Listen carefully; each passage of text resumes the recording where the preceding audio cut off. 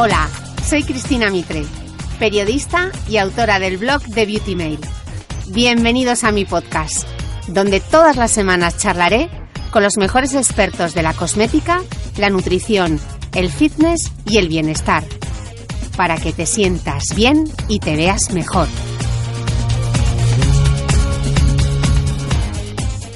Estoy en Madrid, llegando a la Fundación Jiménez Díaz para charlar con la ginecóloga Cora Hernández, una gran experta en medicina reproductiva.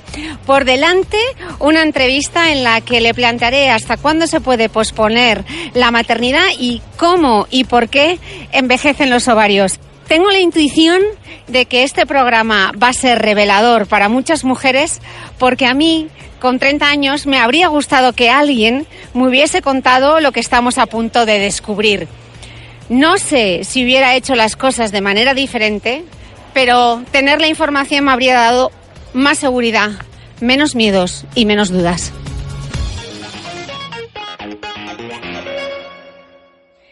Bueno, bienvenidos todos a un episodio más del podcast. Estoy aquí en la Fundación Jiménez Díaz y muy contenta porque tengo conmigo a la doctora Cora Hernández, directora del Instituto de Medicina Reproductiva de la Fundación Jiménez Díaz. Cora, bienvenida al podcast. Encantada de estar aquí hablando de una actualidad y de muchos mitos acerca del mundo de la fertilidad y del mundo del ciclo de la mujer. Gracias. Hoy con Cora vamos a hablar en concreto del envejecimiento ovárico y de la vitrificación de óvulos. Porque, Cora, yo en este podcast hablo muchísimo del envejecimiento de la piel, de la menopausia, del entrenamiento, de lo importante que es el entrenamiento de fuerza, pero hasta ahora no les había hablado de que nuestros ovarios también envejecen. Entonces, quiero que empecemos esta charla contándome, pues eso, cómo envejecen nuestros ovarios, pero antes de entrar en los ovarios, por favor, explícanos un poco cómo funciona nuestro aparato reproductor, porque he recibido bastantes dudas de las lectoras y bueno, creo que estamos un poco perdidas las mujeres. Bueno, vamos a ver, lo primero tenemos que pensar que el óvulo es una célula más de nuestro cuerpo. Por lo tanto, si el resto de las células envejecen, las de la piel, también envejecen los óvulos. Pero además de ser una célula que se va a comportar como el resto de las células de nuestros aparatos y de nuestros órganos, tenemos que saber que nosotras nacemos con un número de óvulos limitados que vamos repartiendo a lo largo de toda nuestra vida. Una mujer cuando nacemos con un saquito lleno de óvulos. Unas tendremos más, otras tendremos menos. Los libros dicen que alrededor de 300.000 óvulos se van a consumir a lo largo de nuestra vida reproductiva. Y nuestra vida reproductiva tiene un tiempo. Cada mes, cuando nosotras vamos a ovular, ovulamos uno, pero perdemos otra corte de óvulos. ¿Esto por qué pasa? El ciclo empieza cuando en los primeros días de la regla de una mujer. Ahí estaríamos en el minuto 0 del ciclo. En esos primeros días del ciclo, nuestro ovario, si funciona adecuadamente, va a recibir órdenes de unas hormonas que se generan a nivel del cerebro, en la hipófisis, y lo que va a hacer el ovario es empezar a sacar de la bolsita óvulos que están todavía inmaduros y que a medida que las hormonas del cerebro le van mandando órdenes, van madurando. ¿Qué ocurre? Que con los niveles de hormonas que tenemos una mujer en esta primera fase del ciclo, lo que conseguimos es que madure uno de esos óvulos. Pero el resto que hemos sacado de la bolsita lo que va a sufrir es apoptosis, es decir, muerte celular. Y esos óvulos los vamos a perder.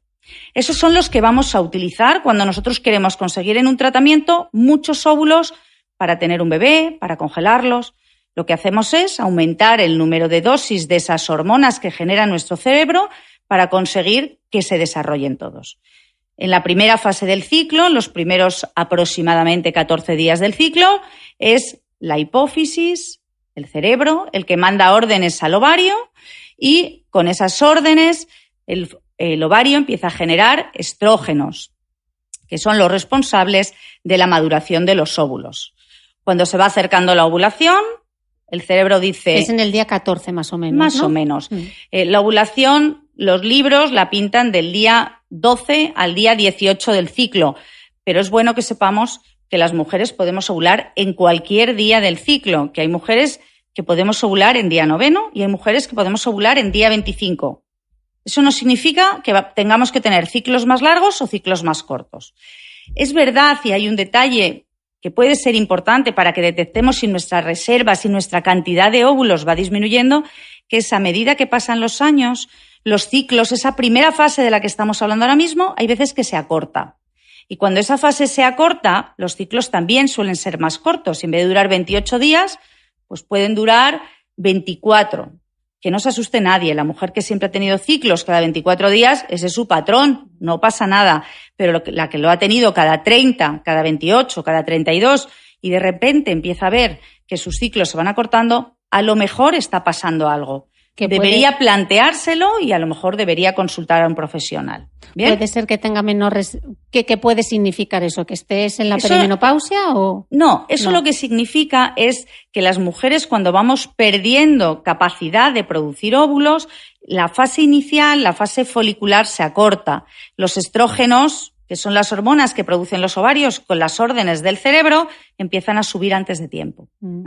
Y eso es un síntoma que no tenemos que obsesionarnos. Si esto ocurre un mes no pasa nada, pero si repetidamente vamos viendo que se nos acortan los ciclos, es algo que nos tiene que hacer encender una bombillita naranja de alarma de decir, a ver si aquí está pasando algo. Y debemos consultar, ¿vale? Una vez que hemos llegado a ese momento de la ovulación, que decíamos, cuando llegamos ahí al día 14 que estamos a punto de ovular, va a haber un pico de una hormona que se llama LH.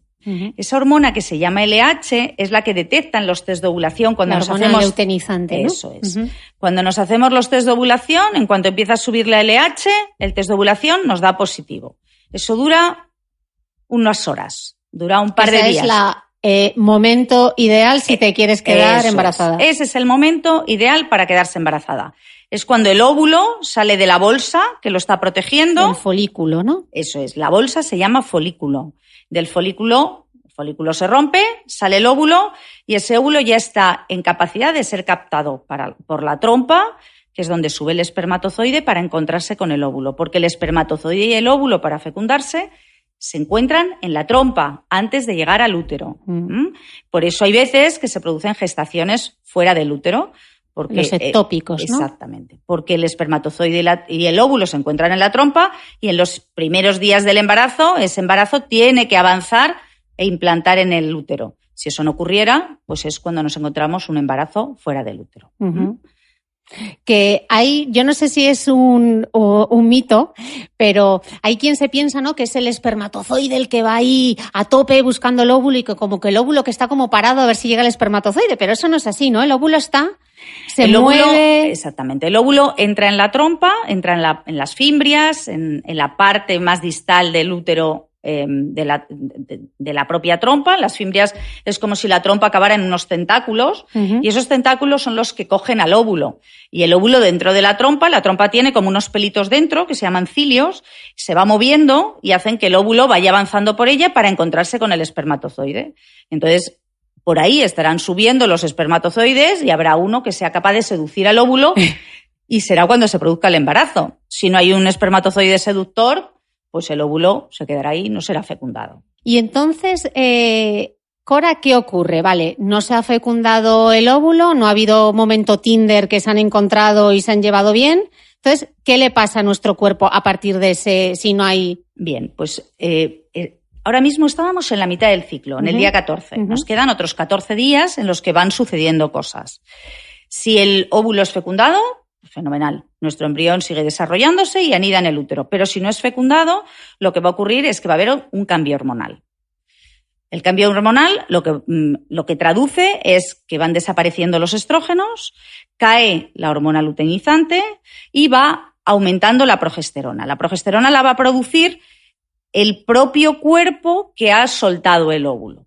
Va a aumentar la progesterona, caen los estrógenos y al final del ciclo lo que ocurre es que hay una deprivación también de progesterona. ¿Qué pasa al disminuir los estrógenos y la progesterona? Pues que la capa interna del útero, que se llama endometrio, sufre una desnutrición. Para que lo entendáis, lo que sufre es una isquemia, le falta vascularización, y entonces se desprende. Lo que se desprende en la regla es la capa interna del útero que se llama endometrio. Que es esa mezcla de moco, eso que vemos como sangre. moco, tejido, sangre, coágulo, pues eso es el material endometrial. Vale, y una Esto es un mito también, lo de, ¿es que un mes ovulo por un ovario y otro mes ovulo por el otro? Sí, eso es un mito. Eso no existe, eso no es así. Las mujeres ovulamos indistintamente por un ovario o por otro, meses consecutivos, meses alternos, no hay una secuencia en un ovario u otro. Lo que hay es una reserva ovárica, unas señales hormonales que hacen que se seleccione el óvulo de un lado o el óvulo de otro, pero no de forma consecutiva, un mes, derecha e izquierda. No tiene nada que ver. O sea que nuestro sistema reproductivo realmente es contumaz y persistente. O sea, está buscando, durante toda nuestra edad fértil, está buscando el embarazo mes tras mes. Sí. Todo el mundo que tiene ciclos regulares, que tiene reglas entre 25 y 35 días, los libros dicen que son mujeres normoovuladoras y que se pueden embarazar cada mes. ¿Qué ocurre? Que la especie humana es la especie, creo que hay otra menos fértil que la especie humana. Creo que los rinocerontes son menos fértiles que nosotros, pero es la especie animal que menos fértil es. Nuestra tasa de embarazo por ciclo está alrededor del 20%, pero es verdad que durante toda nuestra vida fértil, todos los meses nosotros ovulamos y tenemos un óvulo preparado para ser fecundado.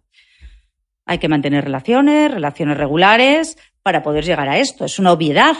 Pero claro, no podemos intentar embarazarnos manteniendo 1 o 2 relaciones al mes, porque no sabemos realmente cuándo va a ser la ovulación. Hablamos del 14 al 18, pero ¿y si ovulamos el 9? ¿Y los test? ¿Tú recomiendas, por ejemplo, los test para el LH? Mientras no se convierta en una obsesión, pueden ayudar.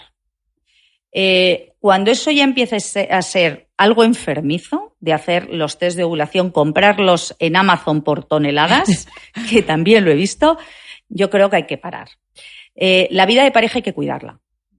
Y la vida de pareja, metiéndola en un Excel o en un calendario, es difícil cuidarla. Acabamos teniendo apatía sexual, programando tanto nuestras vidas. Entonces, mientras no se convierta en algo antinatural, no pasa nada. Los test de ovulación pueden ayudar.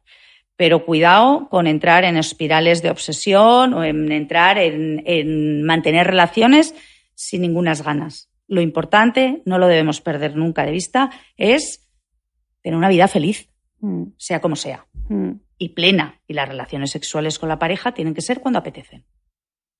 ¿Hasta cuándo podemos posponer la maternidad, Cora? Si se puede. Vamos a ver. Lo que debemos aconsejar es ser madres cuanto antes. Porque la etapa fértil o la etapa más fértil de la mujer es de los 20 a los 30 años. Aunque a los 30 años somos jovencísimas, nuestra vida fértil empieza a disminuir. Pero bueno, hasta los 35 todavía la rampa de descenso no es muy acuciante.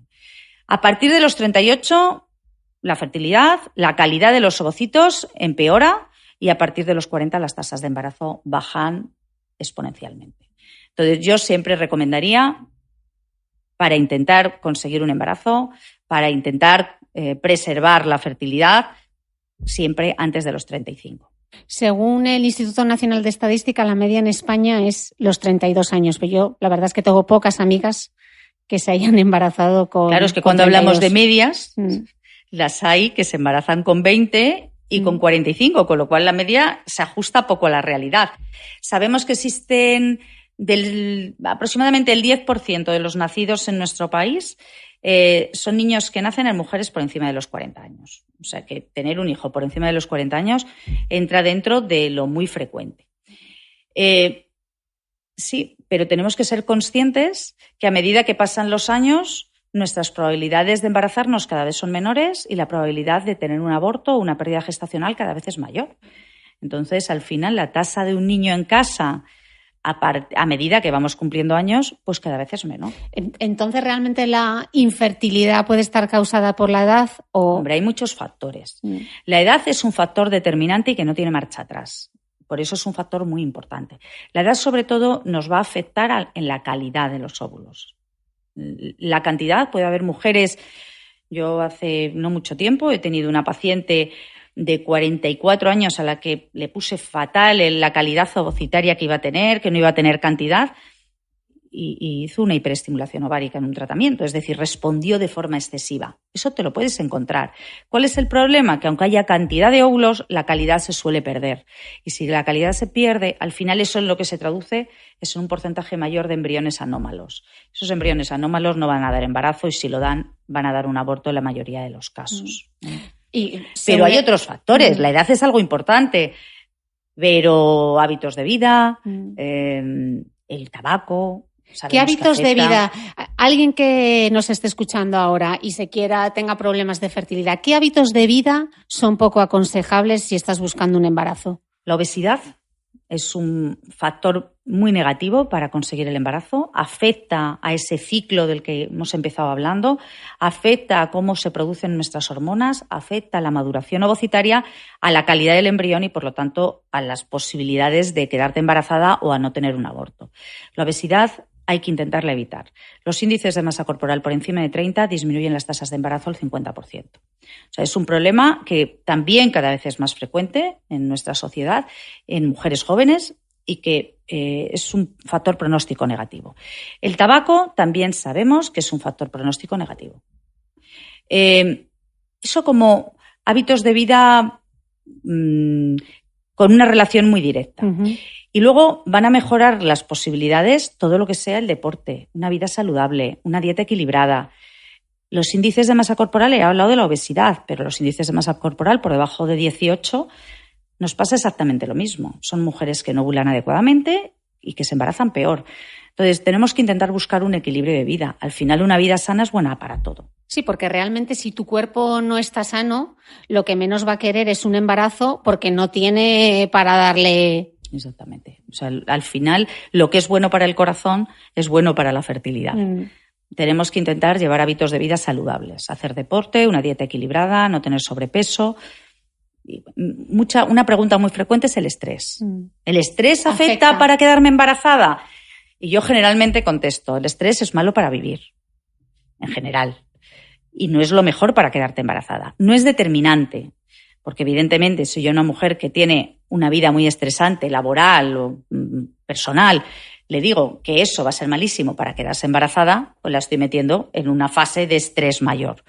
Pero realmente yo no puedo decir que sea absolutamente determinante. O sea, una mujer que no se queda embarazada, que no diga, bueno, voy a esperar a irme a las vacaciones porque ahí voy a tener menos estrés y me voy a embarazar.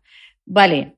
Primero que se estudie, que vea por si hay descarte que pueda haber otro motivo y después se vaya de vacaciones. Pero tampoco es lo mejor. Sí, porque en esos estudios motivos que sí pueden causar una infertilidad son, por ejemplo, el síndrome de ovario poliquístico, ¿no? El SOP, la endometriosis. ¿Podemos hablar un poco? Porque yo creo que se desconocen bastante. ¿Qué es el síndrome de ovario poliquístico? El síndrome de ovario poliquístico es una entidad que nosotros en las unidades de reproducción vemos muy frecuentemente. Que tampoco se alarme nadie. Una mujer con síndrome de ovarios poliquísticos se puede embarazar en su casa.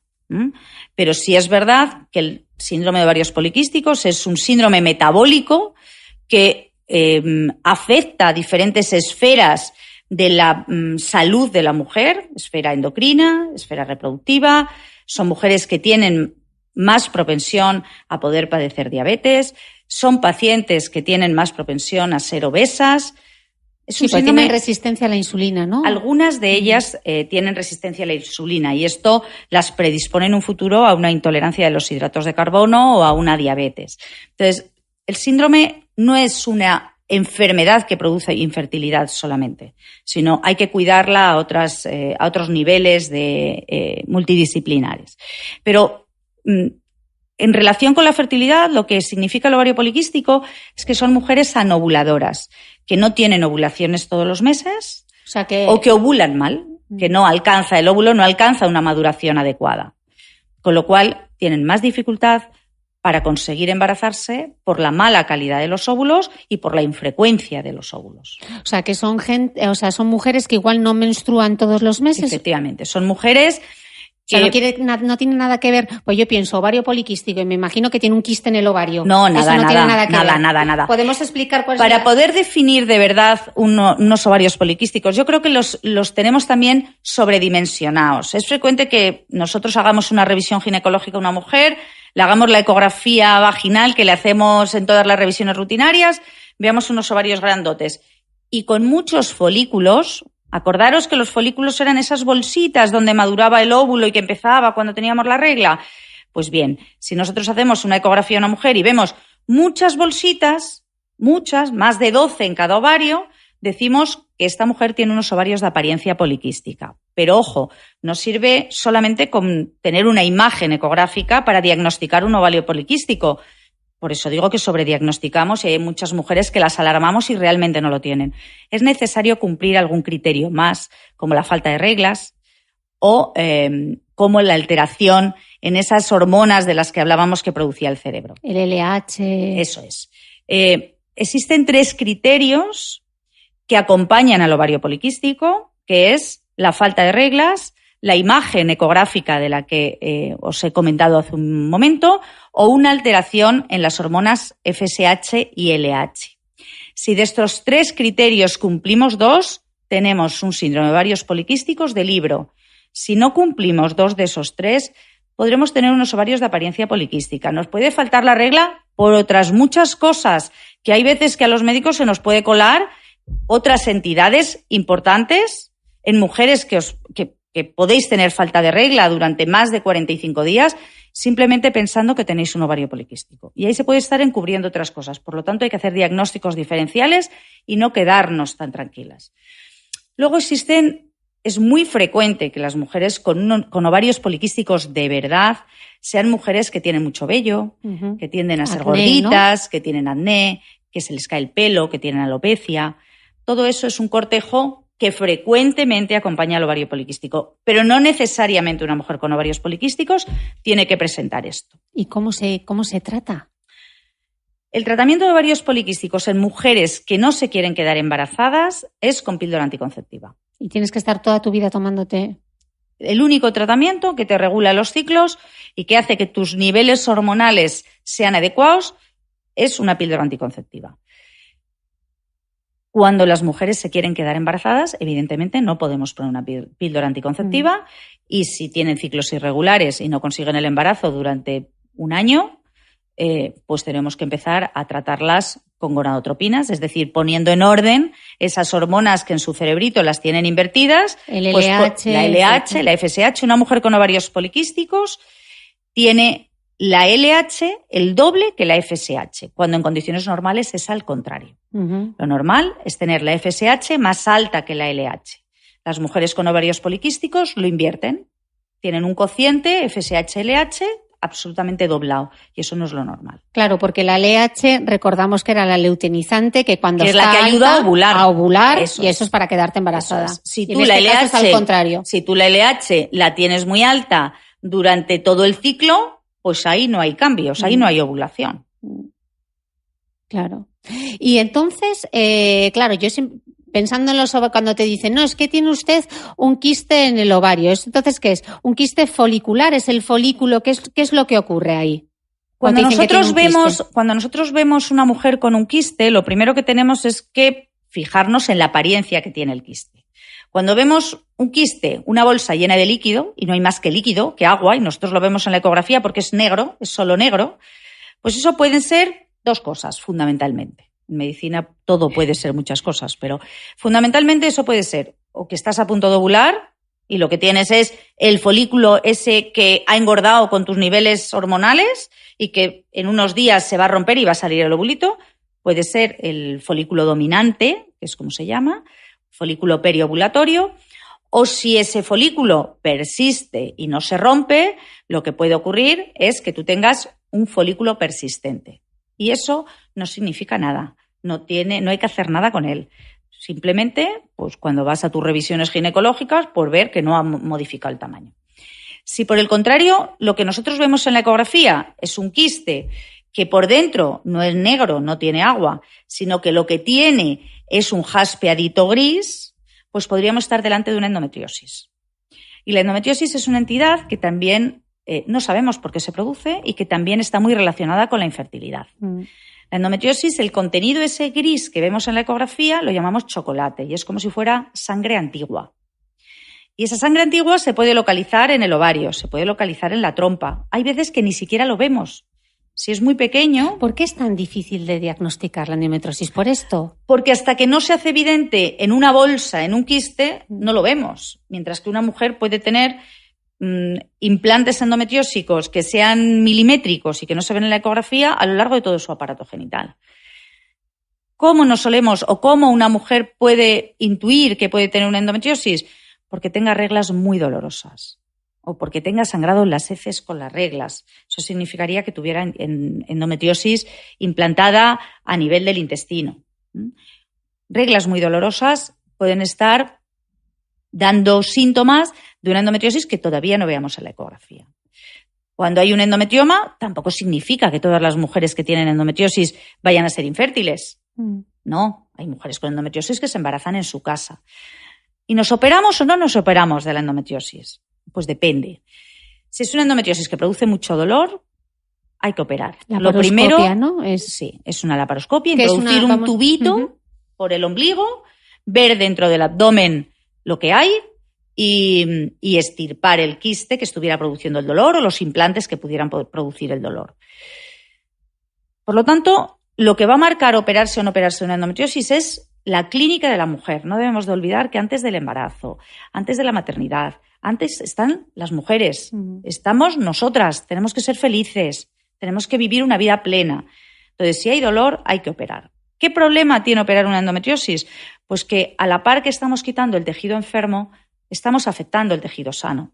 Y por lo tanto podemos estar afectando esa reserva ovárica, esa cantidad de óvulos que nos quedan en la bolsa. Puede que estemos tocando la bolsa y hay que estar dañando los óvulos que hay dentro y por lo tanto que luego sea más difícil conseguir el embarazo.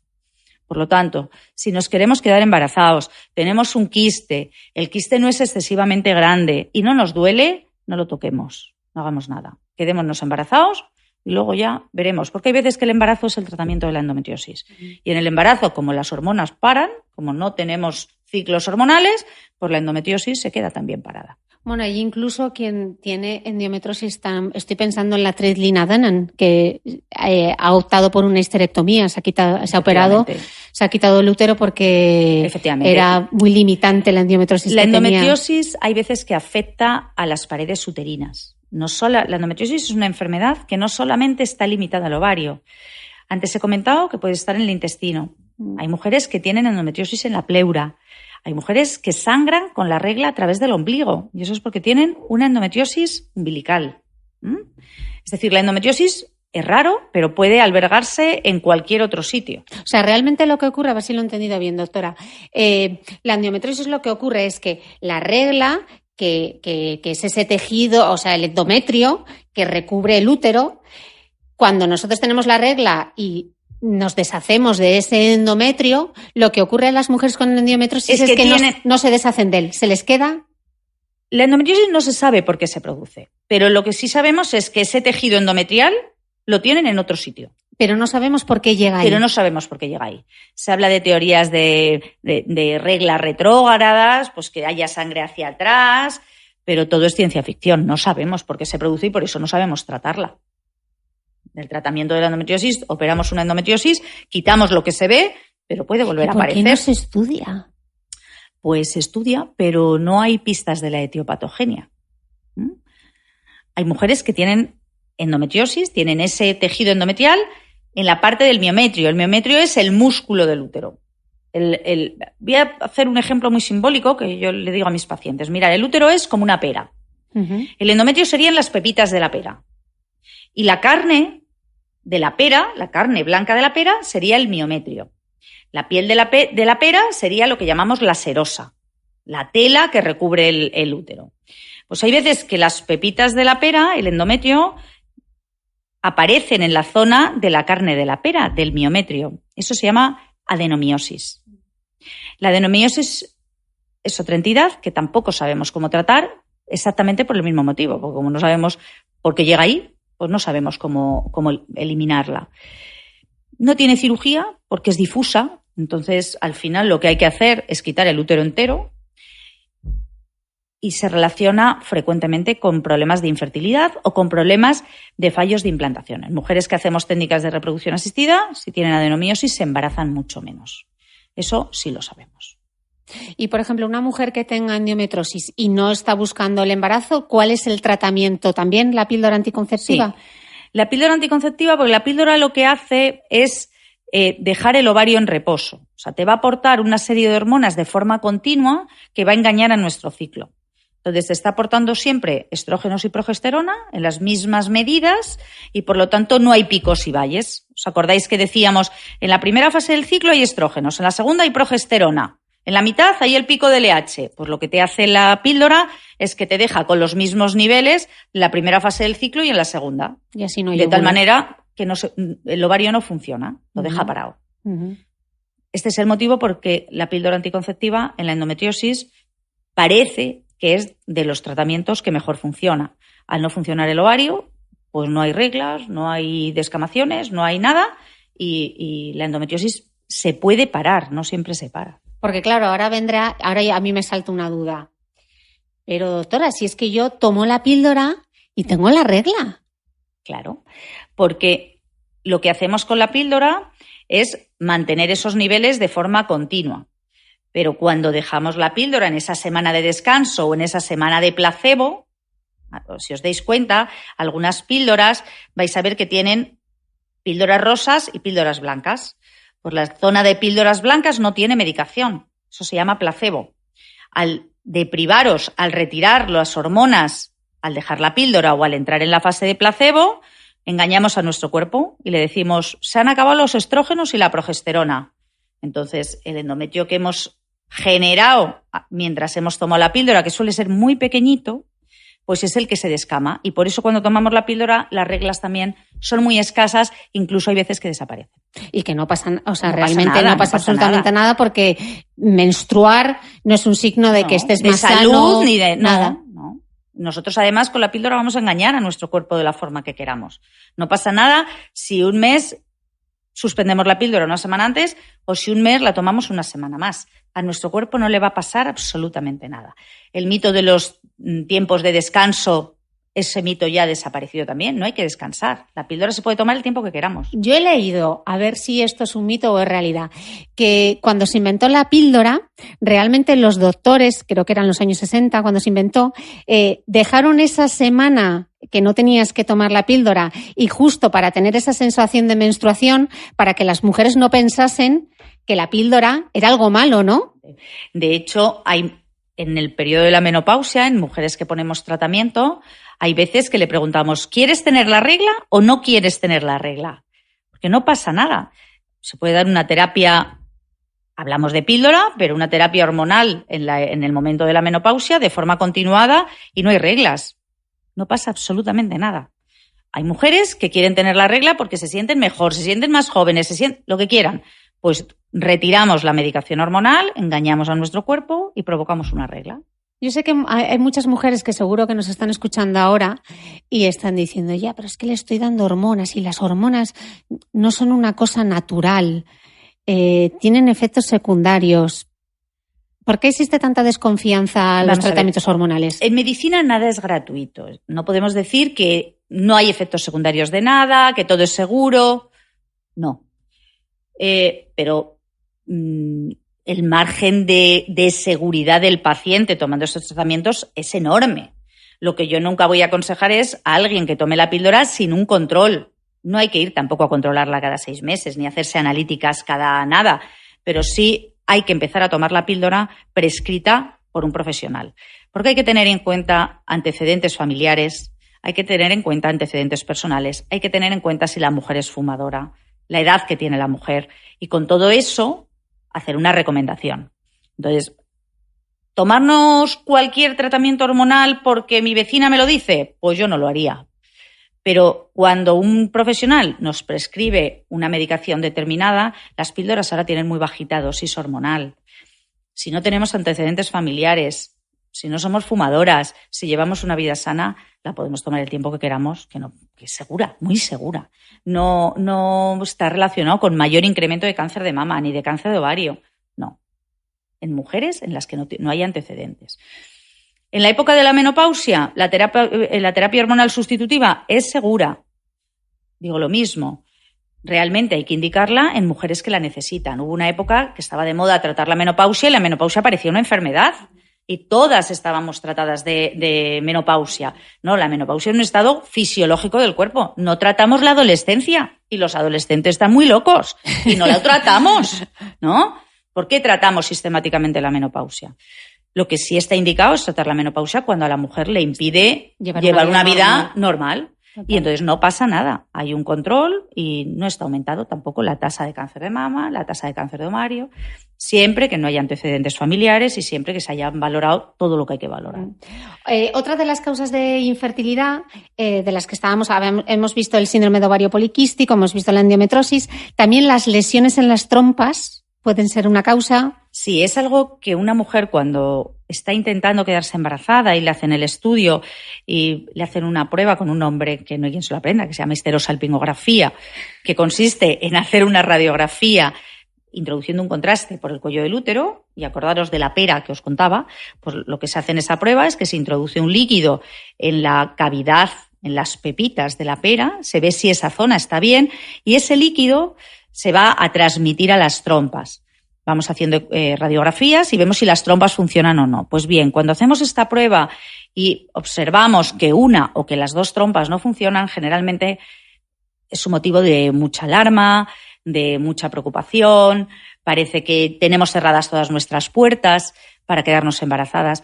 Sí, es verdad que es una limitación para embarazarse en casa, pero es el diagnóstico, el factor tubárico es el diagnóstico que en una unidad de reproducción los profesionales preferimos, porque son las mujeres que tienen mejor pronóstico para embarazarse. Realmente lo que se tiene cuando hay una oclusión tubárica es un problema mecánico, que el espermatozoide no puede llegar a encontrarse con el óvulo en la trompa donde decíamos que se estaban moviendo y seduciendo. No sale bien el Tinder. Entonces el Tinder no sale bien, pero si nosotros los acercamos no tenemos ningún problema. Entonces, bien, es un disgusto, pero aquí vienen pacientes llorando porque tienen las trompas obstruidas.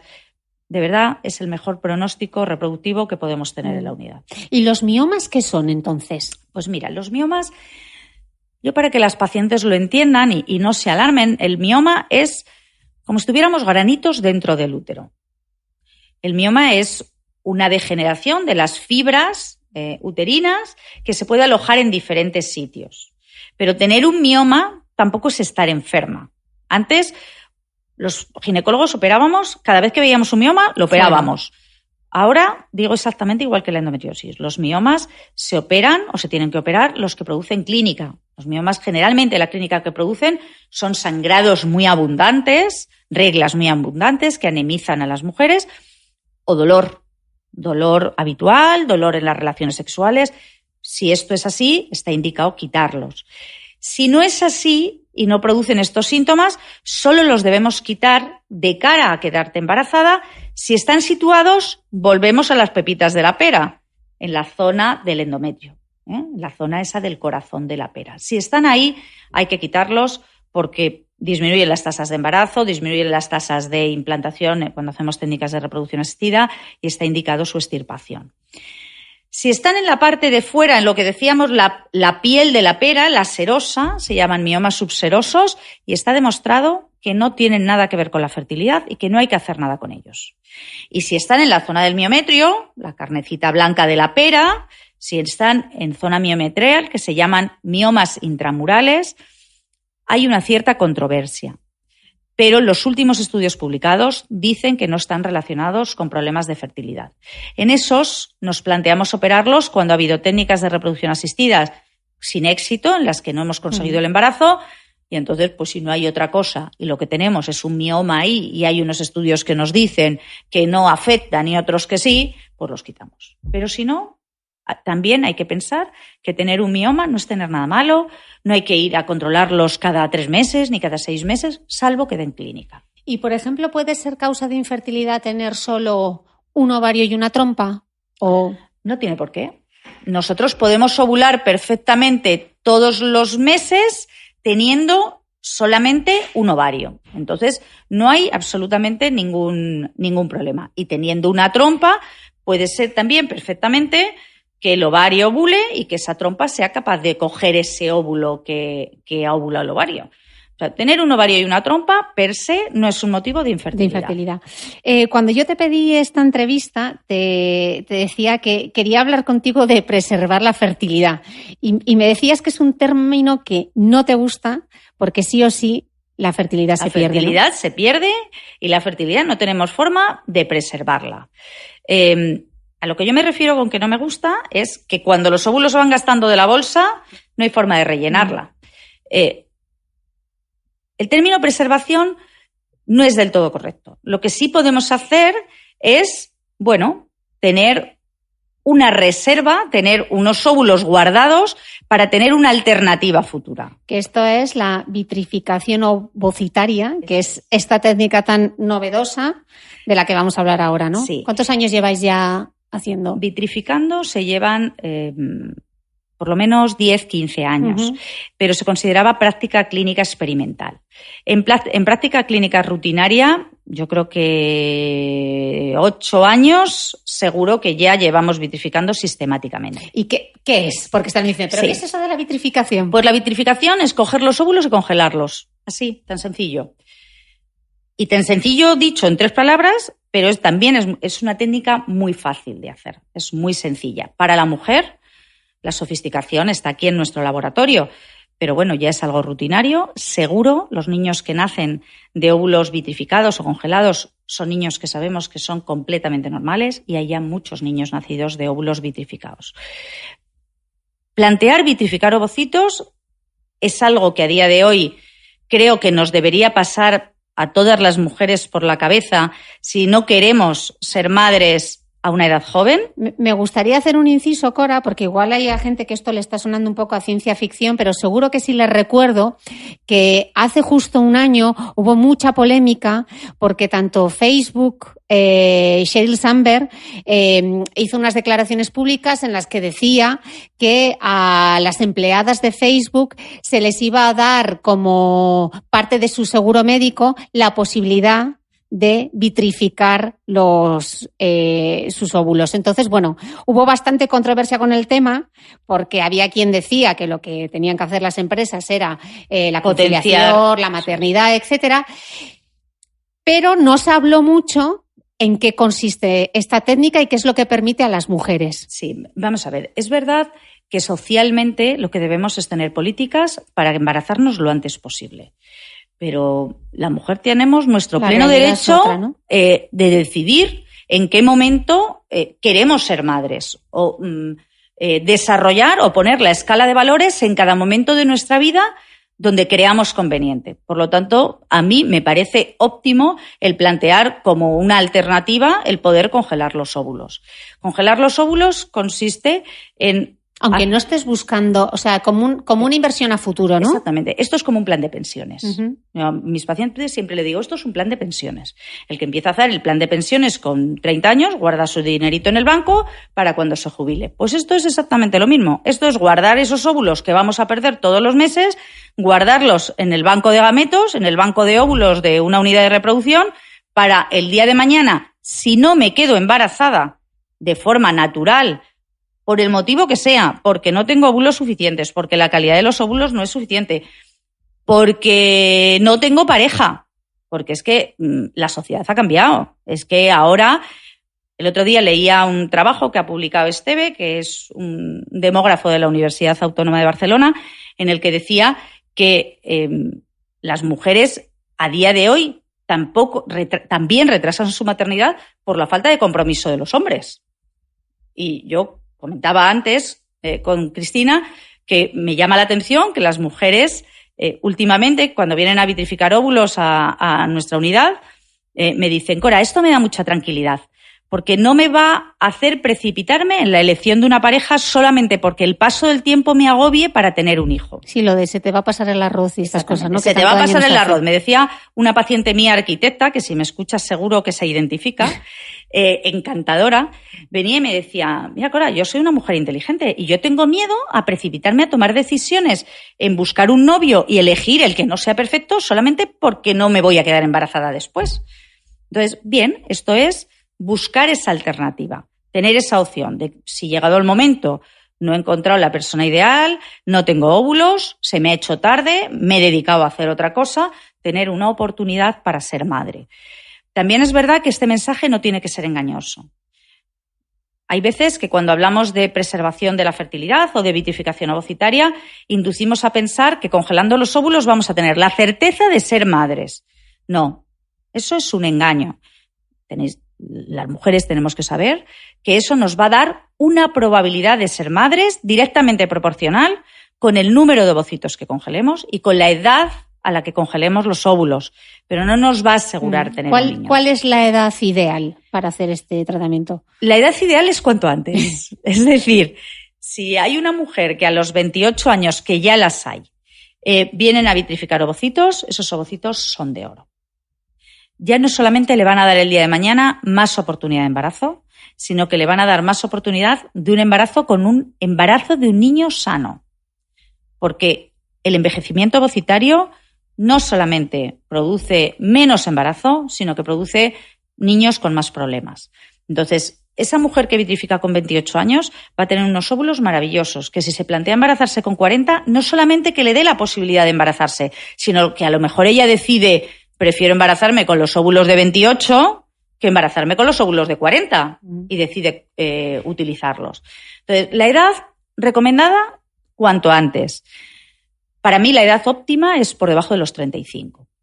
De los 35 a los 38 años hay que valorar caso a caso. Por encima de los 38 años la calidad ovocitaria baja, pero hay que sentarse con la paciente, con la mujer, hacerle un estudio de reserva ovárica, ver cuántos óvulos se pueden conseguir. Hay veces que no se pueden conseguir de un solo tratamiento suficientes óvulos para dar una tasa de embarazo adecuada. Pues hay veces que hay que repetir.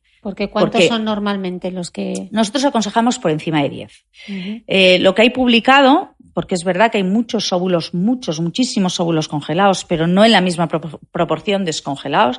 Por lo tanto, los trabajos de éxito se van publicando muy poquito a poco, pero los trabajos más numerosos que hay publicados dicen que la edad óptima para congelar es menos de 34 años y más de 14 óvulos. Con eso se asegura un embarazo en un 85% de las veces. Es decir, que prácticamente es un embarazo seguro. Todo lo que sea menos óvulos, más edad, peor pronóstico. Mi consejo, animarse a criopreservar, a congelar los óvulos cuanto antes. Es un tratamiento fácil, fácil de administración. ¿Cómo? Funciona igual que un FIV, ¿no? O sea, la primera parte, ¿no? ¿Cómo funciona? Es curioso porque el tratamiento... Un FIV es una fecundación in vitro, para quien no lo sepa. El tratamiento consiste en lo mismo. Hay una primera fase que llamamos de estimulación ovárica, que consiste en que las mujeres nos ponemos una medicación que se llaman gonadotropinas. ¿Os acordáis de las hormonas que decíamos que generaban nuestra hipófisis, nuestro cerebro? Pues eso es lo que utilizamos para aumentar sus niveles en sangre durante aproximadamente 10 días, que son esos primeros días del ciclo, donde lo que hacemos es reclutar todos los que sacan nuestro ovario de la bolsa y hacerlos crecer y llegar todos a madurar. Y una vez que vemos que está a punto de aparecer la siguiente hormona que llamábamos luteinizante, es decir, una vez que vemos que estáis a punto de ovular, lo que hacemos es que os llevamos a una salita de procedimientos, os dormimos, porque la única parte del proceso que si no hubiera anestesia sería dolorosa sería la extracción de los óvulos. ¿Eso se hace con anestesia general? Se hace con lo que llamamos una sedación, que a los anestesistas no les gusta que hablemos de sedación, porque dice que una vez que se pierde el conocimiento, todo es anestesia. Pero es lo que llamamos una sedación, que consiste en poneros una medicación para que no haya dolor, pero no hay intubación, no hay ventilación mecánica. ¿Y por dónde se sacan? Por la vagina, ¿no? Claro. Introducimos la sonda del ecógrafo vaginal con la que hacemos las ecografías de las revisiones habituales, se introduce a través de la vagina y en esa sonda le aplicamos una guía a través de la que pasamos una aguja y con esa aguja llegamos a los ovarios. Pinchamos los ovarios, vamos pinchando cada una de las bolsitas, cada uno de los folículos, donde dentro debe haber un óvulo maduro.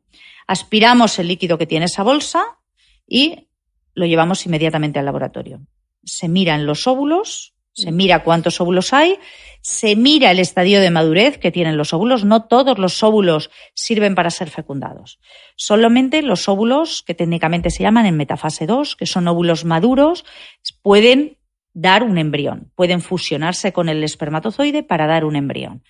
El resto de los óvulos más inmaduros o más posmaduros, esos óvulos no sirven para ser fecundados y por lo tanto no los congelamos. ¿Y cuál es el perfil de mujeres que deciden hacer este tipo de tratamiento? Pues el tipo de mujeres que recurre son todas, pero sí es verdad que son mujeres profesionales, generalmente con profesiones liberales, con un nivel sociocultural medio-alto, porque la vitrificación por causas no médicas, la congelación de los óvulos, lo que hemos llamado causa o congelación social, que a mí tampoco me gusta nada ese término, y por eso digo no médica, es decir, a solicitud de la mujer para posponer la maternidad o por el motivo que sea, no tiene cobertura en el sistema público. Y son tratamientos que tienen un coste. ¿Cuánto suele costar más o menos? Pues alrededor de los 3.000 euros. De 2.500 a 3.000 euros la técnica y luego alrededor de 600, 800 euros la medicación que se utiliza. Por lo tanto, el perfil de mujer que accede a realizar este tipo de técnicas es un perfil de mujer de un nivel cultural medio alto, porque tampoco hay una información suficiente en la sociedad para que llegue la técnica o la información de la técnica a todos los estratos sociales, pero luego también es un tratamiento caro que no todo el mundo se puede permitir, por desgracia. Y luego esos óvulos que nosotros dejamos congelados el día, si por lo que sea decidimos utilizarlos, tendríamos que optar por una fecundación in vitro, ¿no? O sea, no habría... El día que se decide descongelar esos óvulos para utilizarlos, lo que hay que hacer es desvitrificarlos, es un proceso muy rápido. La tasa de supervivencia de esos óvulos está alrededor del 85-90%, es decir, no todos los óvulos que congelamos los vamos a poder rentabilizar, por eso se aconseja congelar cuantos más óvulos mejor. Lo que se hace es descongelarlos, inseminarlos con la muestra de semen, es decir, juntarlos con los espermatozoides y generar embriones. Y los embriones que generemos, transferirlos dentro del útero de 1 en 1 o de 2 en 2 y los embriones sobrantes volverlos a congelar. Ok, y si los vitrificamos, ¿cuántos años nos pueden durar? ¿Toda la vida? La vida fértil de la mujer, dice la ley. La vida fértil de la mujer en nuestro país se considera que es hasta los 50 años. La sociedad científica, las recomendaciones que hace es que una mujer se le aconseja el embarazo o no se le desaconseja el embarazo hasta los 50 años. Fundamentalmente por los riesgos que entraña el embarazo para la propia mujer. A partir de esa edad es cuando ya empieza a verse que los problemas de hipertensión, de diabetes, de desprendimiento de placenta, es decir, toda la patología importante del embarazo empieza ya a tener una prevalencia elevada. ¿Y si no llegamos a utilizarlos, qué ocurre con esos óvulos? A día de hoy, la ley de reproducción asistida asemeja los óvulos a los embriones y llevan la misma legislación. Y la ley nos dice que si en un futuro no quisiéramos utilizar para uso propio los óvulos, los podríamos donar a otras mujeres cuando la mujer donante, es decir, cuando nosotros hayamos congelado los óvulos con menos de 35 años. Si tenemos más de 35 años no podemos donarlos a otras mujeres por el riesgo que entraña para la descendencia. Podemos donarlos para la investigación o, una vez que esté certificada el fin de la vida fértil o la contraindicación del tratamiento, podrían ser destruidos. Hablabas también, y me parece interesante, la vitrificación por causa médica, ¿no? Y esto a mí me hace recordar, pues, por ejemplo, todas esas mujeres, ese 10% de enfermas de cáncer que tienen, en el caso del cáncer de mama, menos de 40 años. ¿Este es un tratamiento que se ofrece? Sí. En todas las enfermedades, cánceres o no cánceres, en las que se vaya a utilizar un tratamiento que puede ser tóxico para los ovarios y para la producción de los óvulos, se considera casi de obligado cumplimiento informar a las mujeres, por lo menos en la seguridad social. En la seguridad social, en la seguridad privada, en cualquier ámbito. legal y moralmente obligados los profesionales a informar de los efectos que pueden tener los tratamientos sobre la futura fertilidad. Es verdad que, como decías, la supervivencia, sobre todo el cáncer de mama, que hay ahora, rara es la mujer que se muere de un cáncer de mama. Pero también es verdad que el diagnóstico, que no se mueren porque el diagnóstico es muy precoz. Y al ser el diagnóstico muy precoz, hay muchas mujeres en edad muy joven pues que le hemos abrasado los ovarios y que no tienen óvulos para producir. ¿Y qué pasa en un futuro con ellos? La calidad, estamos hablando de la calidad de vida de estos pacientes. Es que una gran parte de la calidad de vida del paciente futuro, del paciente oncológico futuro, va a ser poder cumplir su proyecto familiar o su proyecto genésico. Y por lo tanto, en estas mujeres ya yo diría que ya hay muy pocos oncólogos que no les hablen de la preservación de la fertilidad. Volvemos a lo mismo, merece la pena hacerlo cuando son, y la Seguridad Social lo cubre, cuando hay buen pronóstico, cuando son mujeres que tienen una reserva ovárica adecuada. No tiene ningún sentido congelar o someter a un tratamiento a una mujer o diferirle la quimioterapia unas semanas a una mujer que tiene unos óvulos de mala calidad o que tiene muy poquitos. En esos casos ya tiene poco sentido, pero en mujeres jóvenes con una buena reserva ovárica merece la pena que demos... Porque rápido desde el diagnóstico, si te diagnostican y es un cáncer linfático, sí. ¿Te da tiempo a...? Vamos a ver, te da tiempo. Tiene que ser, sobre todo las patologías hematológicas, a lo mejor son las que a veces hay que actuar de forma muy, muy, muy rápida. Las leucemias. Y puede ser que en estas mujeres no nos dé tiempo. Pero en el caso del cáncer de mama, que es donde más hacemos preservación, generalmente hay tiempo porque contamos con herramientas farmacológicas suficientes para poder parar ese ciclo que nosotros llevamos todos los meses y del que hemos hablado, para poderlo parar en cualquier momento, poner el reloj a cero y empezar el ciclo con la medicación que nosotros damos. Lo más que podemos demorar el inicio de un tratamiento son 15 días. Entonces merece la pena hacerlo. Cuando va a haber una quimioterapia y por el motivo que sea no podemos contar con esos 15 días, existe otra alternativa, que es la congelación de corteza ovárica, de un trocito del ovario, para lo que habría que meter al paciente en quirófano, hacerle una laparoscopia, introducir un tubito por la tripa, coger un trozo de un ovario o un ovario entero, hacerlo laminitas y congelarlo. Esto todavía... Las expectativas de este tratamiento son mucho más cortas que la vitrificación, hay muchos menos nacidos, el reimplante no siempre funciona y es más difícil. Y en estos casos, en patologías hematológicas, como son los linfomas y las leucemias, que es donde a veces no nos da tiempo a congelar los óvulos, no se aconseja por la reintroducción de células cancerígenas cuando reimplantemos el tejido que tenemos congelado. Pero en adolescentes... Eso te iba a preguntar ahora. Un adolescente, por ejemplo, que se enfrenta ahora a un Hodgkin, por ejemplo. Pues un adolescente, si tiene reglas, podemos hacer la vitrificación ovocitaria. Va a tener óvulos para poder congelar. Si es prepuberal, se puede plantear hacer la congelación de tejido ovárico, pero sabiendo que el trasplante del tejido ovárico dentro de los años que necesite la mujer, no sabemos en qué estado va a estar la ciencia para ver si es seguro o no es seguro.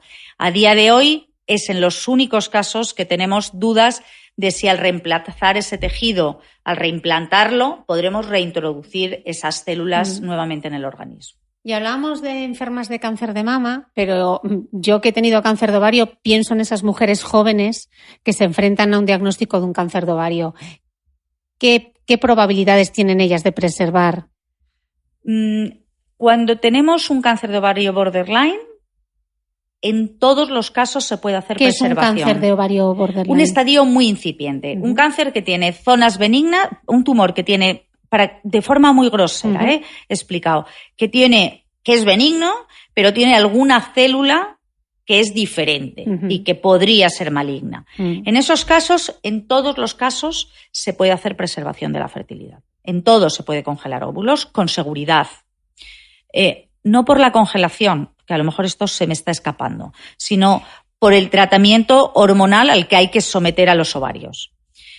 Que os estaréis preguntando, ¿y qué pasa con el cáncer de mama? Y si yo tengo un cáncer de mama dependiente de hormonas, esto que está diciendo esta mujer del tratamiento, ahora os lo explico. Cuando tenemos un cáncer de ovario en estadios, no un borderline, no ese que tiene unas celulitas malas y el resto buenas, sino el que tiene todas las células malas y está en un estadio muy inicial, ya hay trabajos que dicen que se puede hacer estimulación para coger los óvulos y congelarlos. Aunque es verdad que no hay evidencia científica suficiente, no hay una seguridad absoluta, pero ya se está empezando y ya se está haciendo en estadios 1A de tumores muy limitados. Y con lo que decía de la estimulación ovárica, el ponerle hormonas a mujeres con cánceres hormonodependientes, como es el cáncer de mama, o en estos casos de cáncer de ovario, donde sí podríamos congelar, tenemos estimulaciones seguras. Es verdad que la utilización de esas hormonas que antes os decía que producen nuestra cabecita, de FSH y LH, sube mucho los estrógenos. Esto en mujeres que no tienen cánceres hormonodependientes no pasa nada. Un cáncer de mama que no es hormonodependiente le podemos hacer una estimulación estándar, como la de un ciclo de fecundación in vitro, sin repercusiones. Ojo con las pacientes que tienen cánceres hormonodependientes. Ahí tenemos que cambiar nuestra estrategia de tratamiento. Utilizamos inhibidores de la aromatasa que actúan de una forma diferente, engañan un poco al ovario y hacen la maduración del óvulo de otra manera. Y con este tipo de estimulación, los niveles de estrógenos no van a llegar a más de 300, 400. Para que os hagáis una idea, una mujer cuando ovula tiene unos niveles de estradiol de 200 a 350, generalmente. En ese rango es en el que nos vamos a mover durante el tiempo que ponemos la medicación. Por lo tanto, son estimulaciones seguras, lo sabemos, trabajamos con absoluta seguridad para las pacientes que se sometan a las estimulaciones y a las congelaciones. Por lo tanto, a día de hoy, yo no encuentro disculpa para que a una mujer joven que se le va a someter a un tratamiento de quimioterapia o porque tiene una enfermedad reumatológica y le vamos a poner una medicación que sabemos que es tóxica para los ovarios, no tenemos disculpa si no la informamos para que ella se plantee la alternativa de congelar los óvulos. O para plantearle otras alternativas, porque a lo mejor lo que hay que hacer es sentarnos con la mujer que tiene un cáncer de mama, con la mujer que tiene un cáncer de ovario y tranquilizarla y decirle, no nos da tiempo a hacer la estimulación. A lo mejor es un momento en el que la estamos apabullando de información, no le damos más que malas noticias. Le hemos dicho que tiene un cáncer, tiene 28 años, le tenemos que dar quimioterapia, a lo mejor se le va a caer el pelo, no puede más. Ahora pensar en los óvulos futuros. No puede, no quiere someterse a una cirugía. Bueno, pues también hay que tranquilizarle y decirle, ¿tú quieres ser madre? Pues vas a poder ser madre. Porque con una donación de ovocitos, una mujer, cuando tú te lo plantees y no te embarazas, te va a donar los óvulos que ella tenga en ese momento y tú vas a poder concebir. Con seguridad también. Entonces, yo creo que hay que sentarse, tener la opción, ¿no? Y plantear todas las opciones. Yo lo que le digo siempre a los pacientes, yo te voy a poner la carta del menú, te voy a explicar lo bueno y lo malo de todo para que tú puedas elegir. No debemos olvidar que los médicos ya no somos padres, somos asesores en salud y los pacientes tienen todos los derechos a poder elegir dentro de lo que tenemos, pero que nadie permita no ser informada. Todas las mujeres tenemos que ser informadas ante una situación comprometida de las alternativas que tenemos. Porque si no tengáis miedo a preguntar, y aparte que lo cubre, en este caso, cuando es médico, lo cubre. Cuando hay una indicación médica, el centro que esté llevando a cabo el tratamiento de quimioterapia o la cirugía del cáncer de mama o el tratamiento del linfoma, todos los centros tienen adscrita una unidad de reproducción que hace congelación de óvulos. Y si no, lo solicitáis. Es verdad que lo cubre solo para el primer hijo. Una vez que ya la mujer tiene un primer hijo de la misma pareja que tenga en ese momento, la Seguridad Social no lo cubre. Pero, por desgracia, la mayoría de las mujeres que se encuentran en esta situación generalmente no han llegado a tener ni el primero, por lo que hablamos del primer hijo a una edad avanzada. Pues, Cora, qué pedazo de entrevista. Bueno, seguro que me vais a mandar muchísimos comentarios. Yo darle las gracias a la doctora porque no sabéis cómo está esta consulta de llena. Espero que os haya aclarado muchísimas dudas y, sobre todo, que tengáis la información para poder elegir. Así que, Cora, millones de gracias. Nada, millones de gracias por la oportunidad, porque creo que las mujeres estamos desinformadas, tenemos que saber cómo funciona nuestra vida, nuestro ciclo, nuestra vida reproductiva y poder elegir todo lo que la ciencia a día de hoy pone a nuestro alcance. Gracias. Nada.